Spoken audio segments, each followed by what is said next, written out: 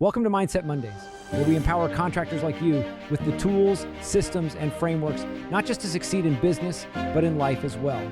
Join us as we explore the strategies that will elevate your work, insights that will clear your path, and stories that will inspire your journey. Because here, it's about more than just the build. It's about crafting a legacy. Well, good morning, happy afternoon, wherever you are in this great nation of ours. Welcome to Mindset Mondays, brought to you by Contractor Plus, the only CRM you will ever need to grow your contracting business. I'm your host, Gerritt Bake. Really excited about being with you guys today. I had a really interesting last couple of weeks, which I'll share with you. But I'll tell you something. I figured out how to go viral this weekend. And I say viral because the video that I posted has about 4 million views. Now, it has nothing to do with me. It has nothing to do with contracting. It has nothing to do with the trades. But hey, it happened. But that's a story for a different time. The real thing that I wanted to share with you was the last couple of weeks. The last couple of weeks, I've spent a lot of time traveling. By the way, if you are here watching us live, go ahead and drop your name, drop your business name, where you're from, so we can give you a shout out. We got a couple folks on already. Creative Remodeling and Plus. Good day to you, sir. We got Grupo Básico, the basic group from Texas. Bobby, great to have you. Diamond Factories, welcome as well to the show. Again, if you're here, go ahead and drop your name, drop your business, where you're from, and we'll give you a shout out. The last couple of weeks have been a lot of travel for me. I have been to 3 different states and run 4 different workshops. In other words, about half of my last 2 weeks have been spent running workshops. And these workshops weren't for anyone other than contractors. In fact, I'll show you the workbook that we were handing out to the participants here. Let me see if I can get in front of the camera right. We've got the Contractor Quarterly Workshop. And it was really a powerful experience for me and really for the contractors in the room. All right, I'm going to pause for a second. We got a lot of folks jumping on. Good afternoon from Hot Atlanta. Boy, we got Trey Martin. Thank you for joining in. We've got Diamond Factories. We've got Stevie Donnie. Good morning from Austin, Texas. Juan Ayala with Northwestern Property Improvements. Johnny Walden, Frodo Services out of Jonesboro, Georgia. Juan looks like from the Florida Panhandle. Welcome, each and every one of you. Appreciate you guys being here. Again, if you're joining us late, go ahead and drop your name, your business name, where you're from, so we can give you a shout out.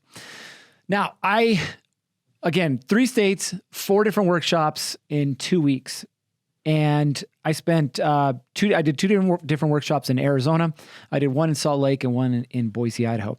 Total contractors that we worked with is probably over 100. If my math is right.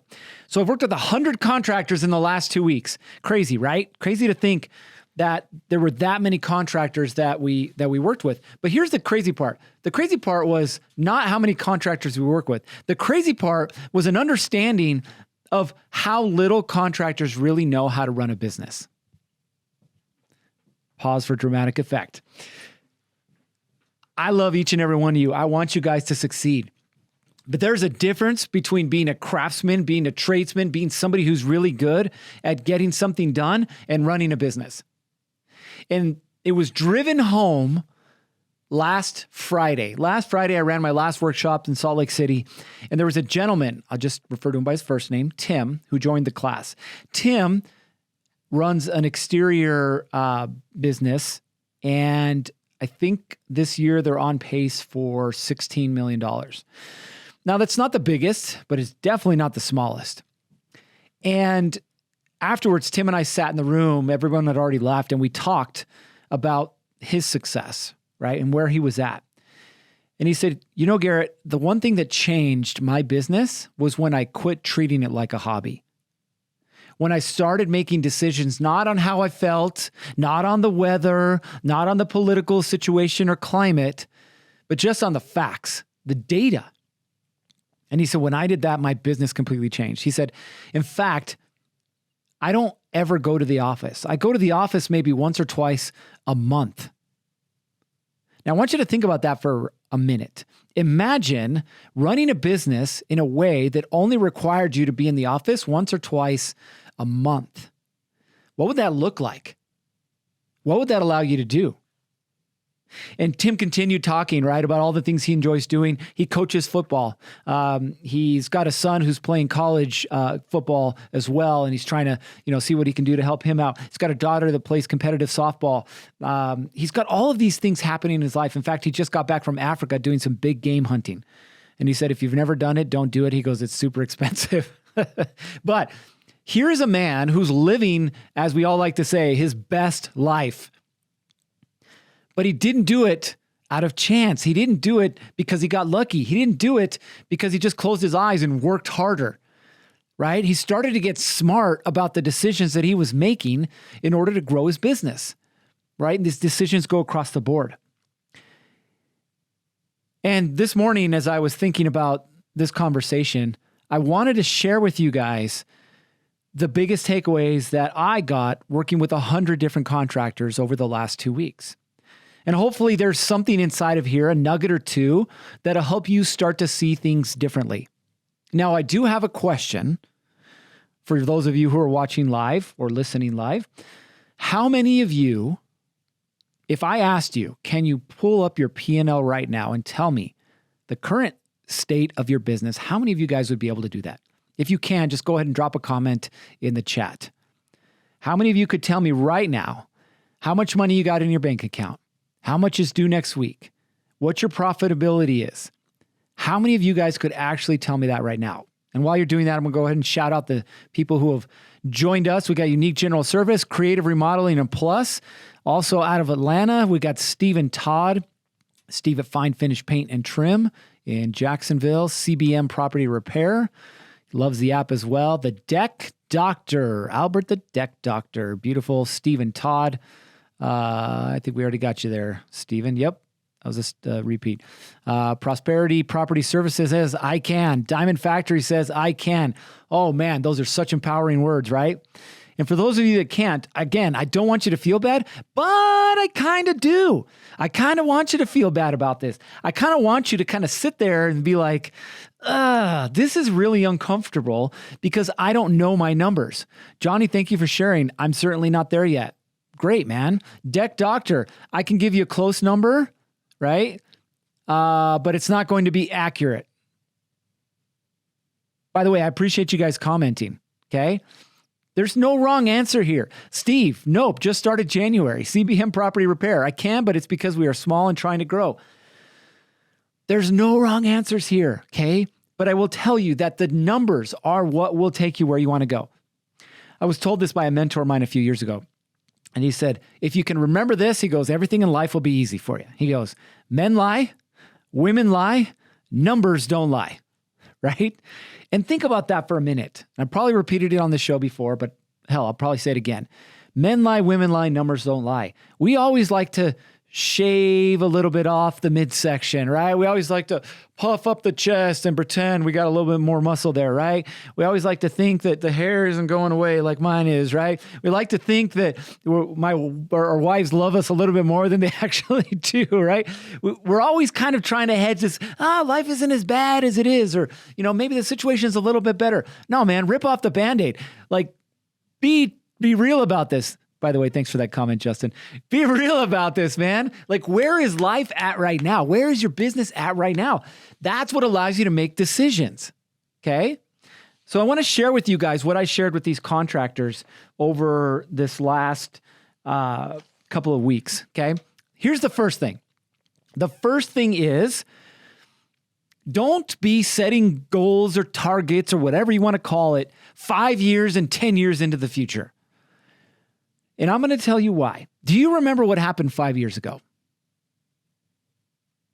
If you're counting, that would be 2019. Do you remember what you were doing in 2019? Some of you guys weren't in business. Some of you guys were, but you were smaller. Some of you guys were serving a different industry. Some of you guys were in business, but you still don't remember what happened 5 years ago. There is no point to setting a 5-year or a 10-year goal. We call that a pipe dream because that's what it is, okay? If you were in business, do you remember the specifics of where your business was at, right? Again, there'll always be a few of you that do. Congratulations. I hate you because I can't. But really what I want you to see is what matters, and especially with the speed at which things are changing nowadays, what matters more than anything is looking at things and taking them on a year at a time. A year, 12 months. January to December is the easiest way to do it. But hey, if we're in April now and you're going April to April, so be it. The point is, we need to make sure that we're tracking the information that matters and making the adjustments that we need to make. So the first thing, and this is the most important, set a clear target. Now, if you just want to do it between now and the end of the year, that's great. How much revenue do you want to make between now and the end of the year? And I say revenue because that's the driving force of your business. If you're not bringing money in, you don't have a business, okay? So revenue, where do you want to be revenue-wise at the end of the year? Now, for some of you guys, you've been in business a little bit longer, and so there's some additional things that you're going to be tracking inside of there. But I'm going to use the KISS method. We're just going to keep it simple, all right? Revenue, where do you want it to be by the end of the year, okay? What is your average job worth to you? Some of you guys don't know what this number is. If you're doing remodeling, your average job might be $25,000. It might be $70,000. If you're doing landscaping, it might be $1,300. It might be $7,800. Painting, like it can be all across the board. So the number itself doesn't matter to anyone but you. But what is your average job worth? We're going to do a little math here. And I use my handy dandy computer here because I suck at math. So let's just say for 2024, you wanted to generate $1 million, right? That's a good solid target. So $1 million. And let's say your average job is $13,000, okay? That means that in this year, you can see my screen, it says 76.9. You need to do 77 jobs at an average of $13,000 to hit your target. Does that make sense? Now, if you divide that by 12, that's 6.5 jobs a month. Why do we do that? Because $1 million is a big number, and it's hard for us to wrap our heads around $1 million. But if I can wrap your head around doing 7 jobs a month, which is just about, let's just say 2 a week. I know it's a little less, but let's just say 2 a week for the sake of rounding. 2 jobs a week. Then every single week when you wake up in the morning, your focus is on how am I getting 2 jobs this week? That's it, 2 jobs. And if you're consistent through 52 weeks, you'll hit $1 million. If you're watching this, there's a little graphic on the screen right now that says less than 5% of contractors ever reach 7 figures. And it's not because they don't have the skill set to do it. It's that they don't have the game plan to do it. Huge difference, right? Again, clarity around your numbers is what matters most. So let's assume you set $1 million target in January. Well, now we're 3 months in. Every quarter, you should be doing what's called a look back and a look forward, or a quarterly review. You look back over what happened, take that data, the information, the numbers, not how you felt about it, the numbers, and then that helps you make decisions moving forward, right? So you can see I've written on this one because there's already adjustments I'm going to make to mine.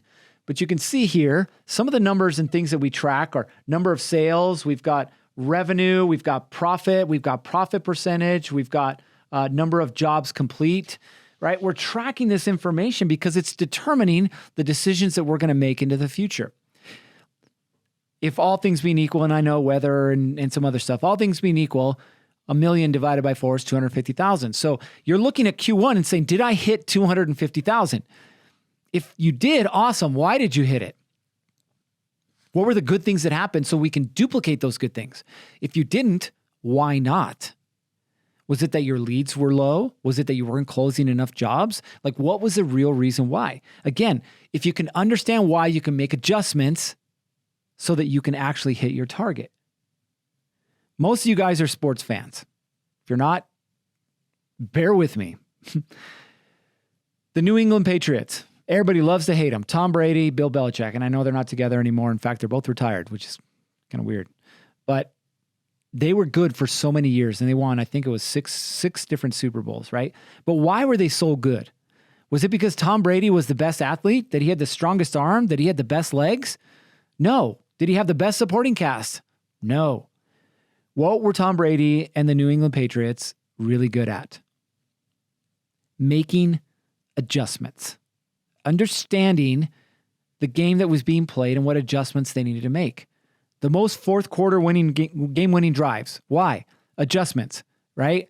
The most Super Bowls. Why? Adjustments. The most talented team? No. But why do they keep winning? Adjustments, right? Their ability to adjust and say, okay, who are we as a team? What do we need to change to get better? What do we need to do this week to win the game? I wear a wristband. Some of you guys can see this. And on the wristband, it says, win the daily war. And it's a reminder to me to every single week, focus on what do I need to do today to win? Because if I can win today, I can win tomorrow, and I can win the next day, odds are I'm going to win the week. If I can win the week, I can win the month. If I can win the month, I can win the year. Again, where are you focusing? So the first thing that we're looking at is the numbers, okay? Now, what's the second thing? Last week, if you were with us, I talked about the 5 most important areas of your business. The first one being leadership, right? Your role as the CEO, as the owner of the business. We talked about sales and marketing. We talked about operations. We talked about finance, and we talked about your people. Guess what you need to be reviewing at minimum on a quarterly basis? Every single one of those things. Again, things move quickly, so quickly now. And if you're not making adjustments, you're going to get left behind. One of the things that we started looking at was how many contractors get in cash flow issues. They get stuck. And I don't mean that they're not necessarily making enough money. It's that they don't understand their cash flow cycle, right? The money coming in versus the money going out. And I can tell you that there's probably more contractors than not that end up having to get some type of line of credit, some type of alternative financing to cover them because they don't understand their cash flow cycle. If you work in the commercial space, it is utterly important for you to understand your cash flow cycle. If you're working with homeowners, they're going to stroke you a check as soon as you're done with the job. You work with a big commercial builder or a developer, you're going to get paid 30, 60, sometimes even 90 days down the road. Are you set up in a way that you can handle 90 days between getting paid? Right? Again, understanding finance. When it comes to your sales and marketing, guess what? Lifeblood of every business. Are you spending the time to look at it and say, am I doing the activity that's going to lead to the results that we're after? There's a gutter company that I work with out of Boise, Idaho. Great company. Beginning of the year, they set the proverbial $1 million target, the 7-figure target. He was a little freaked out, right? I think at the time he was doing about 650. Not bad, but not what he wanted. And we laid that big target in front of him. Well, Q1, he smashed it, right? But he didn't smash it for the randomness of like, oh, hey, look, my business all of a sudden is doing better. No, it was the activity that was leading to the sales, right? By the way, here's a little cheat code. If you focus on the things that lead to sales instead of just focusing on the sales, you will sell more. If you focus on the activity that leads to sales versus the sales themselves, you will sell more. How do I know this? Oh, I don't know. I've seen it hundreds of times. Hundreds, right? I think over the last 2 years, we've helped over 36 companies pass 7 figures. And it wasn't because of a complicated funnel. It wasn't because of a newly built website. It wasn't because they were dumping more money into pay-per-click or Facebook ads. It was literally simplifying the game. And here's how you simplify it. Who am I working with? That is the most important question that you can answer because it's going to determine the activity that you take. So if you're working with homeowners, you shouldn't be spending time on construction sites, period. Homeowners are not there. Conversely, if you want to work with the big builders, you're not going to be spending time talking to homeowners. Okay, so number 1, get clear on who you want to work with. Number 2, get clear on where it is that they're at. There's a shortcut to this game, right? It's 2024. There's a lot of people out there who have already done the heavy lifting for you. They've already gathered the group of people that you want to work with in one place. And now it's up to you to do something about that. Let's take homeowners, for example. Of all the people that you can think of, what group of people has already gathered homeowners in one place? We should have the Jeopardy music playing right now. One place, right? Where? Think about this. Odds are in the last 4 years, you've either bought or sold a home. Odds are, right? Who helped you buy or sell that home? Oh, I don't know. Probably a realtor. Do you think that realtors have access to homeowners? Do you think that realtors just help homeowners buy and sell homes? Perfect example. My office is in the same building as a realtor office, a brokerage. And they asked me to come speak to their group about contractors a couple weeks ago. So I go to their office or to their meeting. They have a weekly meeting, by the way. And I go to their weekly meeting and I'm sitting there in front of the room talking to them about contracts and how to make sure you find a good contractor. At the end of the conversation, the broker stands up and says, "This was amazing information. We didn't know any of this. Would you be willing to join our Slack group?" If you don't know what Slack is, it's just a communication channel. "Can you join our Slack group so that our realtors can reach out to you when they need a contractor?" I was like, yeah, sure. It works for me because I have a lot of local clients that I can refer business over to, right? People are hungry for good contractors. They don't know where to find good contractors. Yes, you can go to Facebook and do this. I get it. And a lot of you do. But you're going to be one of 100 who comments on, "I need a roofer. I need a landscaper. I need some concrete work done," right? What are the odds you're going to land those jobs? Or you can become the expert in a group or multiple groups, and then they only call you. Are you picking up what I'm putting down? You need to get really good at discovering where these groups are at. Okay, who already has access to them? If I want to work with luxury home builders, I'm a sub and I want to work with luxury home builders, I'm going to figure out where the luxury home builders are at. In every single state in this great country, there is some type or version of a home builders association. They exist everywhere.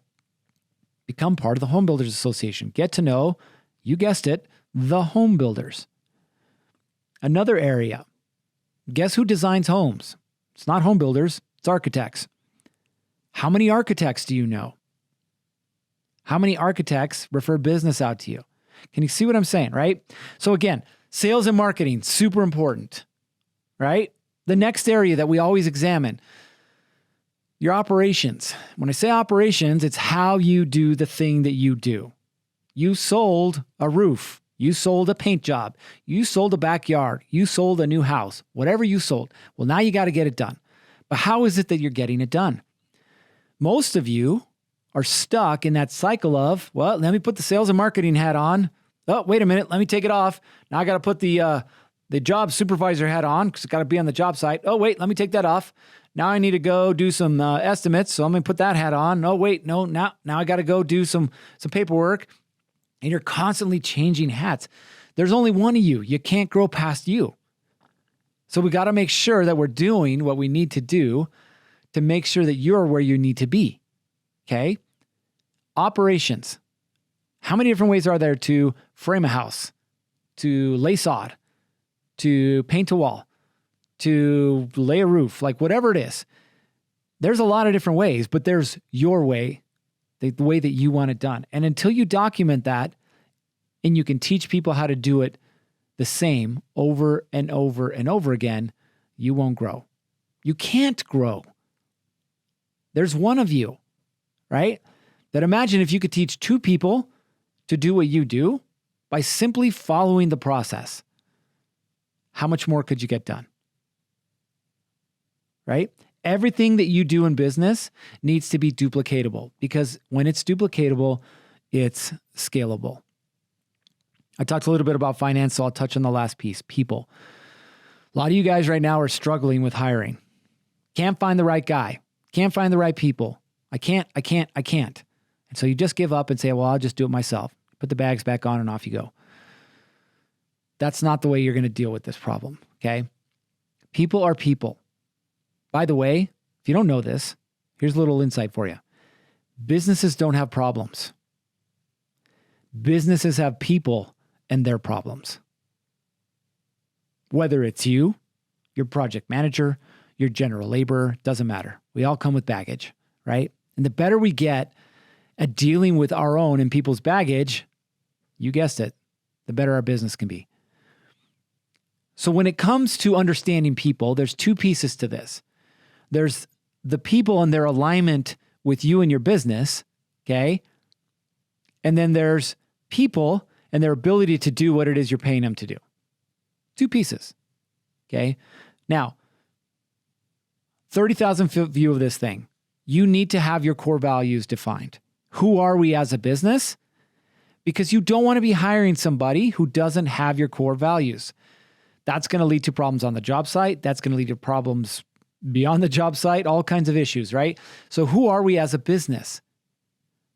That's the first thing. The second thing is, what am I hiring you to do and how do I expect you to do it?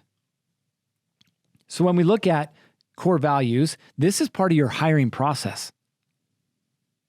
Think about it this way. If you wouldn't be able to fire, or I should say, wouldn't be willing to fire somebody for your core values, then it's not a core value.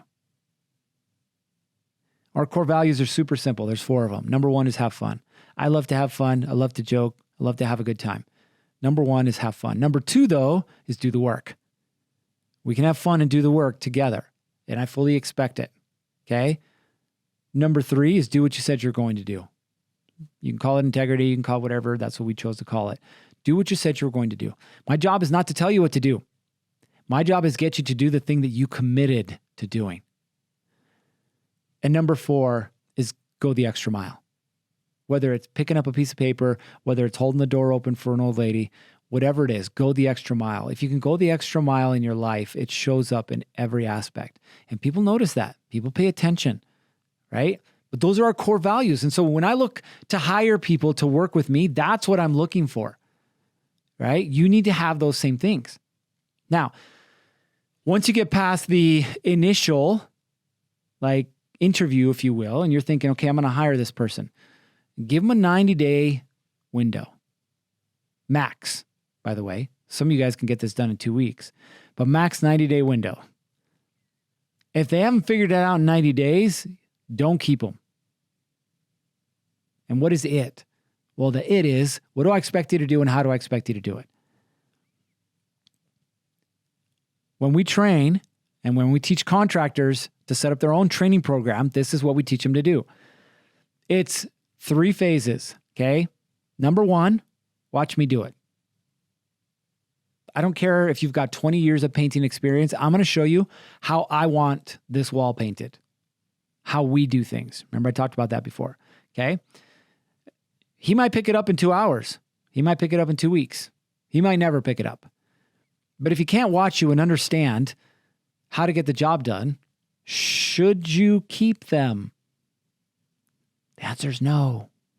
Move on. Find the next person. All right, so let's say they've shown that they understand how you want them to paint the wall. Phase 2 then is, okay, now do it with me. Let's work this thing together. I'm going to correct you if you need corrections, right? You can ask questions if you have questions, but let's work this thing together, okay? Again, if all you're doing is redoing their work, there's your clue. And then phase 3, have them do it, okay? Have them do it and you come back and check on them. If they can't make it through 3 phases, well, if they can't make it through the first or second, but ultimately the 3rd phase, you should not keep them around. It doesn't say Joe's babysitting service on the side of your truck. So why are you babysitting people? Again, hold them accountable to what you expect them to do. As long as people have clear roles and clear responsibilities and they understand what they're supposed to do, your job becomes very simple. Trust, but verify. I'm going to trust that you're going to do the thing that I'm paying you to do, but I'm going to verify it. On every job site, you should have a checklist. I don't care if you use subs or employees, you should have a checklist. And the checklist should be filled out every single time. If it's not, shame on you, because you haven't made that checklist important enough. What I tell my contractors to do is tie it to pay. You want to get paid, fill out the checklist. Oh, we finished the job. Cool. Where's the checklist? Oh, we didn't finish it. Guess you're not getting paid. Trust me, tie money to it. You get a lot more done, right? By the way, inside of Contractor Plus, there's a lot of cool things coming down the pipe, but job checklists are on the way in Contractor Plus. So you should be pretty excited about that. Again, your job is the success or failure of your business. If you're not spending the time looking back at what worked and what didn't work, how the hell do you expect to make decisions in the future that are going to positively impact your business? You're not. Okay? That was a little detailed, so I'm going to back up. Again, on a quarterly basis, you should be reviewing your numbers. On a quarterly basis, you should be reviewing your employees. On a quarterly basis, you should be reviewing if the activities that you're taking are helping you grow your business or are keeping you from growing your business. Okay? The review part. Then you start to look forward. Okay. Again, $1 million example. Let's say we want to hit $1 million. Q1, we hit 250. Q2 is 250. What do I need to do this quarter to hit that 250? How many leads? How many estimates? How many sales? Do I have the manpower that can get that work done? Do I have somebody helping me with my books on the back end so that I'm not stuck doing the thing that I really don't enjoy doing? Okay? Now, if you guys are interested, you could send a message to Contractor Plus. We'll figure out how to send that message. But what I really want to offer you guys is something for free, and that is the opportunity for you guys. I'll share this workbook with you, right? This opportunity for you guys to start to track the things that matter most in your business, right? We are here to help you succeed.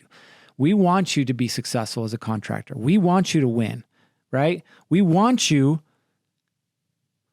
to build the business that supports a lifestyle that you want. All right. That is it for today. If you're interested in a free workbook, send us a message on the platforms that you're watching. But we're going to start sending out some emails for you guys as well with some really cool stuff. Again, all meant to help you grow your business. But remember, it's not up to me. It's not up to Contractor Plus. It's up to you. And now it's time for you to get after it. 3, 2, 1, off you go. And that's a wrap on today's episode of Mindset Mondays. Thank you for joining us and being a part of this incredible journey to not just be great at what you do, but to live a great life too. Remember, every tool, tip, and story shared here is a step towards building your dream, both on and off the job site.